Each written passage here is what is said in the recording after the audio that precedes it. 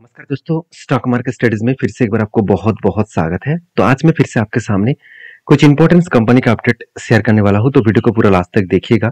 और अभी तक अपने चैनल को सब्सक्राइब नहीं किया तो जरूर कर लीजिएगा। कंटिन्यूसली इन्फॉर्मेशन और अपडेट्स पाने के लिए चैनल के ऊपर बने रहिएगा। तो चलो देख लेते हैं कौन सा कंपनी है इस वीडियो के अंदर। तो फर्स्ट जो कंपनी है जिसके बारे में चर्चा करें उसका नाम है हैप्पीस माइंड एंड टेक्नोलॉजीज। देखिए, हैप्पीस माइंड एंड टेक्नोलॉजीज आप सभी जानते हैं, ये एक देखा जाए तो एक आईटी सेक्टर से बिलोंग करते हैं। और आईटी सेक्टर में एक चीज को नोटिस करना, कुछ दिनों से ही आईटी सेक्टर में एक बड़ा सा फॉल देखने को मिला है। चाहे वो टीसीएस हो, चाहे वो इन्फोसिस हो, चाहे वो बाकी आईटी सेक्टर कंपनी हो, वो सारे कंपनीज के ऊपर लगातार एक प्रेशर बनता हुआ देखने को मिला है। देखिए, जब भी कोई ग्लोबली क्राइसिस है, जब भी ग्लोबली कोई युद्ध स्टार्ट हो जाते हैं, तो हमेशा उस टाइम में आईटी सेक्टर के ऊपर एक बिग प्रेशराइज बनता हुआ देखने को मिला है। क्योंकि पहले भी में जब इसराइल के साथ जब रसिया के साथ यूक्रेन के रसिया और यूक्रेन के साथ युद्ध स्टार्ट हो गया था, उस टाइम में देखा जाए तो आईटी सेक्टर के ऊपर प्रेशर बना था। उसके बाद जब इसराइल के साथ हमास के साथ युद्ध स्टार्ट हो गया था, तब भी आईटी सेक्टर के ऊपर प्रेशर बनता हुआ देखने को मिले। और आज फिर से इसराइल के साथ ईरान के साथ युद्ध स्टार्ट हुआ है, जिसके चलते है यहाँ पे भी एक प्रेशराइज बनता हुआ देखने को मिले। तो बेसिकली देखा जाए तो कंपनीज के ऊपर एक एक जो अपडेट है वो मैं मैं आपके साथ इसीलिए शेयर कर रहा हूँ क्योंकि जो लोग सोच रहे हैं कि कंपनीज के ऊपर कंटिन्यूसली गिरावट का माहौल है, तो क्या कंपनीज से बाहर हो जाना चाहिए।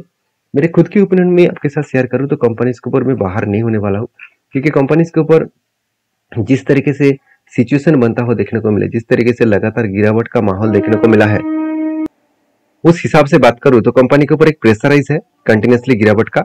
और मैं एक चीज बता दूं, कंपनी के ऊपर एक रेंज बना था जिसके बेसिस पे मैंने एक ट्रेड लिया था। रेंज किस तरीके से बनी, कंटिन्यूसली देखिए यहाँ पे एक बाइंग रेंज बना, मतलब कंटिन्यूसली यहाँ पे एक बाइंग कैंडल बना, एक नहीं ऑलमोस्ट 5 बाइंग कैंडल बना। इस 5 बाइंग कैंडल को रेंज को जब मैंने मार्किंग किया तो 22% के आसपास रेंज मार्किंग हुआ। और 22% के आसपास जब रेंज मार्किंग हुआ तब आपको क्या करना चाहिए, तो आपको नीचे आने के लिए इंतजार करना पड़ेगा। तो जब भी इस नीचे लेवल को टच किया तब मैंने क्या किया, इस लेवल में एंट्री किया। और मैंने टारगेट कहाँ तक रखा, वो टारगेट रखा इस लेवल तक, मतलब इस हायर लेवल तक। तो एंट्री लेवल से अगर मैं हायर लेवल तक देखूँ तो एक बेस्ट तरीके से यहाँ पे टारगेट मुझे देखने को मिला। और बेसिकली कंपनीज के ऊपर मैं इंतजार कर रहा हूँ एक पैटर्न्स का। तो फाइनली कंपनी कुछ पैटर्न्स नहीं बना, लगातार वो गिरते चले जा रहे हैं। अभी देखिए कंपनी का जो चार्ट पैटर्न बना है वो लोअर लो बनते चले जा रहे हैं, वो लगातार एक लोअर साइड को ट्रेड करते नीचे जा रहे हैं।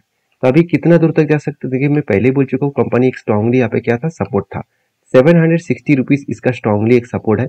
इसी सपोर्ट को वो ब्रेक करने का कोशिश भी किए थे और उसके बाद देखिए ऊपर गया, मगर मुझे नहीं लग रहा कि वो ऊपर लेवल को ब्रेक करके ऊपर जा पाएंगे, क्योंकि ऊपर साइड में 200 डेज मूविंग एवरेज भी है, तो उसको एक रेजिस्टेंस फेस करना पड़ेगा।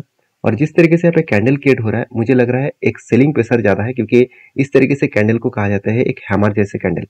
तो कोई भी स्ट्रांगली रेजिस्टेंस के पास से अगर हैमर जैसे कैंडल दिखे तो प्रेशर ज्यादा बनता हुआ देखने को मिलेगा और नीचे आने का चांसेस बहुत ज्यादा रहेगा। अगर नीचे आए तो कहाँ तक आ सकते हैं, 627 लेवल इसका स्ट्रांगली एक सपोर्ट रहेगा, उस लेवल तक आने का चांसेस रहेगा। तो फिलहाल के लिए मेरे पास इस कंपनी का कोई भी ट्रेड नहीं है, कोई भी एंट्री नहीं है। मैं तब तक इंतजार करूंगा जब तक कोई पैटर्न्स ना बने, क्योंकि कंपनी के परफॉर्मेंस के हिसाब से बात करूं तो कंपनी के ऊपर इस बार भी जो रिजल्ट आने वाला है, क्वार्टरली जो रिजल्ट आने वाला है, मुझे लग रहा है कोई खराब नहीं है, अच्छा खासा रिजल्ट ही आने का चांसेस है।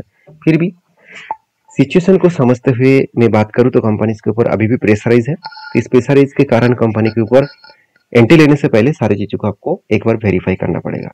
तो बाकी आपकी क्या राय है इस कंपनी के ऊपर, जरूर कमेंट्स करके बताना। नेक्स्ट कंपनी उसका नाम है नजारा टेक्नोलॉजीज। इस कंपनी के ऊपर एक बिग फॉल हो चुके हैं, बिग फॉल मतलब एक बहुत बड़ा करेक्शन देखने को मिला।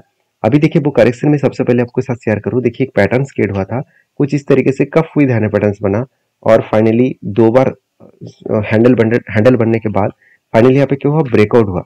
मगर ब्रेकआउट होने के बाद देखिए ब्रेकआउट तो हुआ, ब्रेकआउट कंफर्मेशन हुआ, मगर ब्रेकआउट कंफर्मेशन के बाद एंट्री नहीं बना। तो कहने का मतलब है हमेशा एक चीजों को नोटिस करना, जब भी मैं रेंज आपको मार्किंग बताता हूँ, उस रेंज को आप जब मार्किंग करेंगे इस तरीके से पैटर्न्स को यूज करने के लिए, तो पहले कप बनने के बाद जब हैंडल पैटर्न क्रिएट होता है तो जो रेंज है उस रेंज के ऊपर कोई ग्रीन कैंडल बनना चाहिए। तो फाइनली यहाँ पे ग्रीन कैंडल बने और उसके ऊपर कोई ग्रीन कैंडल के ऊपर नेक्स्ट कोई ग्रीन कैंडल क्लोजिंग होना चाहिए। तो यहाँ पे ग्रीन कैंडल क्लोजिंग भी हुआ। तो एंटी कहाँ पे बनेगा, एंटी बनेगा इसके हायर लेवल में। तो ऊपर तो नहीं गया, तो इसलिए मैंने एंटी नहीं लिया, क्योंकि कंपनी के ऊपर एक बिग फॉल यहाँ पे हो चुके हैं बड़ा सा करेक्शन देखने को मिला। तो इसलिए इस पैटर्न्स को यूज में इजीली नहीं करूंगा, क्योंकि इतने बड़े फॉल होने के बाद कंपनी को करेक्शन होने में टाइम लग जाएगा। तो बेसिकली इतना बड़ा फॉल होने के बाद कंपनी कहाँ तक जाकर रुक सकते हैं? पहले जो इस कंपनी का सपोर्ट मिलेगा वो इस लेवल तक मिलेगा। कौन सा लेवल है?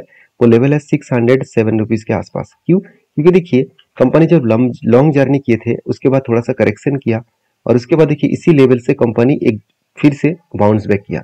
मतलब ये लेवल कंपनी के लिए एक स्ट्रांगली सपोर्ट जोन है, और साथ ही साथ इसको एक एक सप्लाई जोन भी कह सकते हैं। तो सॉरी एक डिमांड जोन भी कह सकते हैं। तो बेसिकली देखा है तो कंपनी एक स्ट्रांगली सपोर्ट यहाँ पे बनाएगा, और अगर इस लेवल को भी ब्रेक डाउन करते हैं तो नेक्स्ट लेवल होगा 488 लेवल्स। इस लेवल में कंपनी का एक सपोर्ट मिलेगा। तो मैं कोई आपको डरा नहीं रहा हूँ कि इतने बड़े फॉल हो जाएगा। तो आप कहेंगे सर मेरे पास तो इस कंपनी के हायर लेवल में एंट्री है, तो मैं क्या करूँ? देखिए कंपनी में खराबी कोई अपडेट आपको नहीं दिखेगा, कंपनी में कोई खराबी नहीं है। ऐसे नहीं कि कंपनी बेकार कंपनी है। मैं एक चीज बता दूं, कंपनी के ऊपर राकेश झुनझुनवाला जी भी निवेश करके रखे हैं, आप खुद ही देख सकते हैं। झुनझुनवाला राकेश राधेश्याम, उनके पास 10% का होल्डिंग था, अभी उनके वाइफ के नाम में चले गए, और उनके वाइफ ने अराउंड 1.50% के आसपास 1.50% के आसपास स्टेक को बेचा। बाकी अभी भी 8.5% के आसपास होल्डिंग्स है। तो कहने का मतलब ये है कि बड़े इन्वेस्टर इस कंपनी के ऊपर निवेश करके रखे हैं। क्या कंपनी बेस्ट है? देखिए कंपनी बेस्ट है कि नहीं है वो अलग बात है। मुझे कंपनी के परफॉर्मेंस के ऊपर भरोसा है। जैसे कंपनी के क्वार्टर रिजल्ट वो देखेंगे, कंपनी हर साल में खुद के सेल्स को कंटिन्यूसली मेंटेन कर रहा है, और बेसिकली कंपनी कंटिन्यूसली मेंटेन करने के बाद कंपनी इस बार हाईएस्ट प्रॉफिट भी जनरेट किया। तो जो कंपनी इतने शानदार तरीके से खुद को रिप्रेजेंट कर रहा है, तो क्या वो कंपनी बेकार हो जाएगा? और एक मजेदार चीज आपको दिखा दूं, कंपनी के रिजर्व देखिए कितना हाईएस्ट लेवल में रिजर्व है, और उसकी तुलना से कंपनी का जो कर्जा है वो एकदम ना के बराबर है।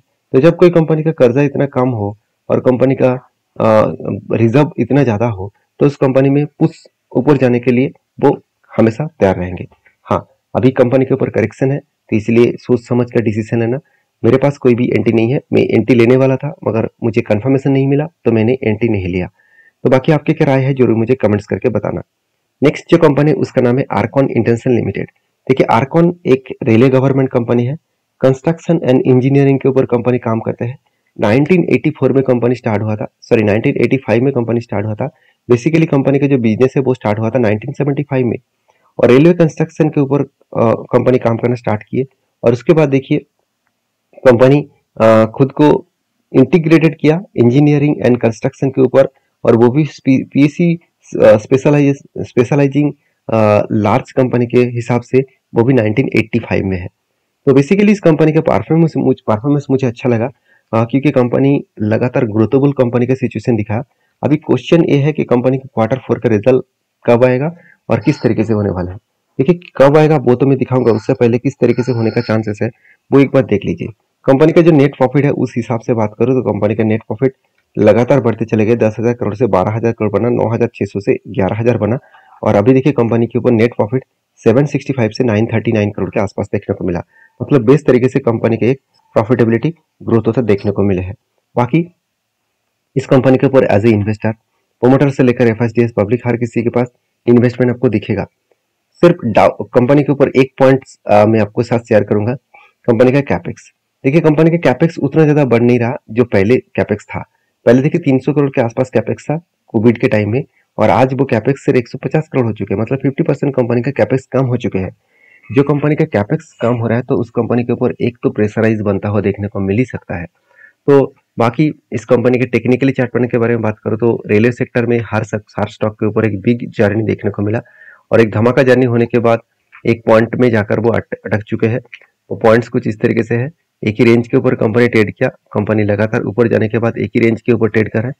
तो बेसिकली मैं पहले ही बोल चुका हूँ, कंपनी जब तक कोई पैटर्न्स ना क्रिएट करे तब तक मैं एंट्री नहीं लूंगा। तो मुझे लग रहा है यहाँ पे एक कप बनेगा और एक हैंडल पैटर्न क्रिएट होगा, तो मैं फिर से इसी तरीके से इस पैटर्न जब बना था यहाँ पे जब टारगेट हुआ था उसी तरीके से मैं पैटर्न्स बनने के बाद मैं जरूर यहाँ पे टारगेट लेने वाला हूँ। तो बाकी आपकी क्या ओपिनियन है जरूर मुझे कमेंट्स करके बताना। नेक्स्ट जो कंपनी है उसके बारे में चर्चा करूँ, उसका नाम है पल्सर इंटरनेशनल लिमिटेड। एक छोटा सा कंपनी है और कंपनी के ऊपर एक बड़ा सा अपडेट भी है, वो है स्प्लिट का। कंपनी हर एक के बदले 10 शेयर आपको स्प्लिट के हिसाब से देने वाले। जो लोग स्प्लिट पाना चाहते हैं इस कंपनी के ऊपर एक बार रिसर्च करिए, उसके बाद कंपनी के ऊपर काम करिए। तो मिलते हैं नेक्स्ट वीडियो में, तब तक के लिए आप आपके ख्याल रखिए। और हाँ, जाते जाते मैं एक रिक्वेस्ट करूंगा, मेरे वीडियो में कोई भी बाई सेल का रिकमेंडेशन नहीं है, तो प्लीज़ बाई सेल करना है तो आपके ओपिनियन के हिसाब से करिए, क्योंकि मैं कोई सेबी रजिस्टर्ड पर्सन नहीं हूँ। अब अगर आपको काम करना है तो आपके थिंकिंग के हिसाब से ही काम करना पड़ेगा। तो मिलते हैं नेक्स्ट वीडियो में, तब तक के लिए धन्यवाद।